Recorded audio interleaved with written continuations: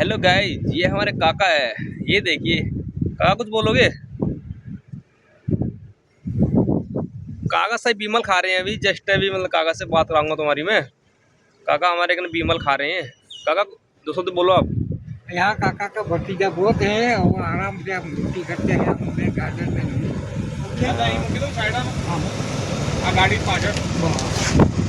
But ऐसा है कि यार अभी मैं कुछ ब्लॉग बना रहा था, देखो गाड़ी भी आ गई थी तो मैंने जस्ट करना फिर यार बोला नहीं। बट आपको बहुत अच्छा लगा होगा। मैंने आपको देखो ये आगा से मिलाया। काका तुम्हारी एज कितनी है? As as